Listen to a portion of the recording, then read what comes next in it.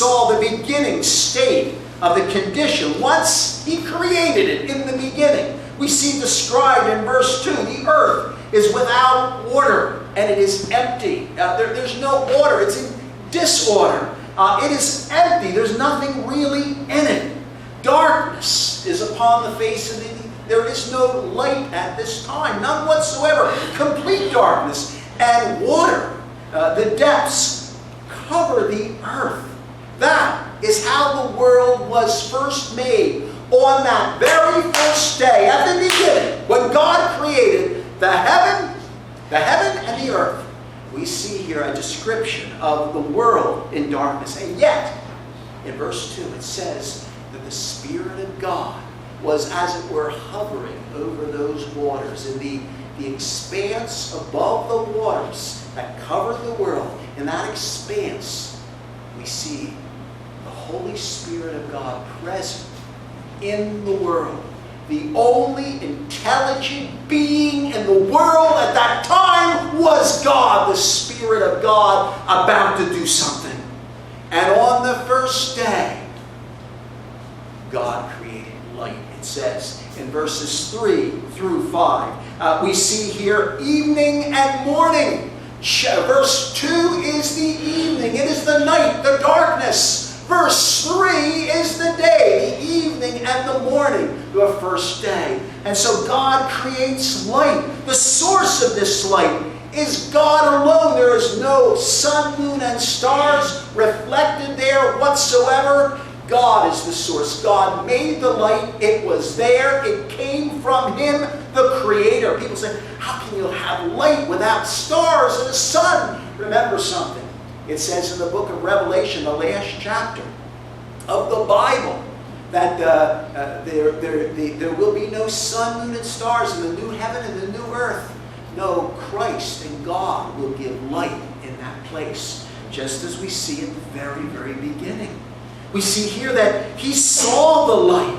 He was the only seer of it. There was nothing else, no one there to see. But God saw the light. And what He saw, the quality of that light, it was good.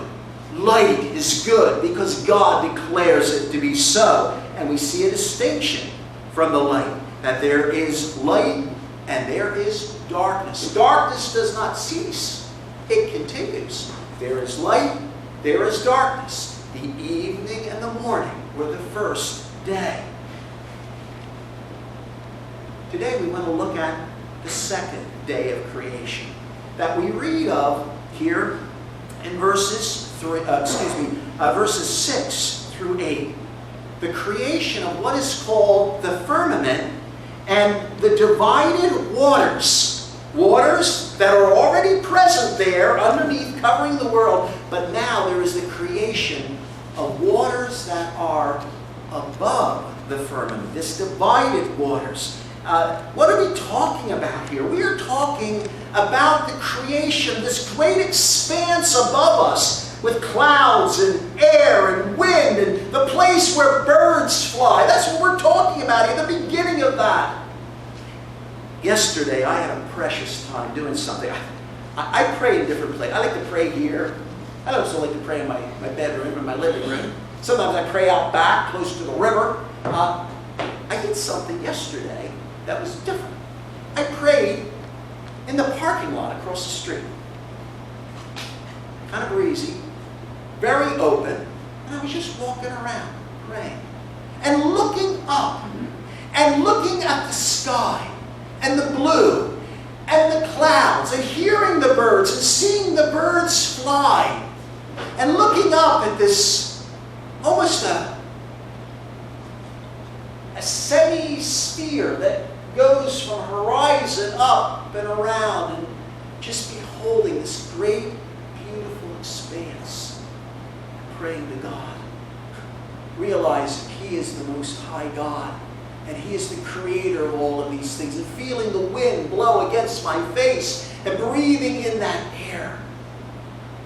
It was a sweet, precious time that I had with God, out in the firmament, in the presence of that great expanse above.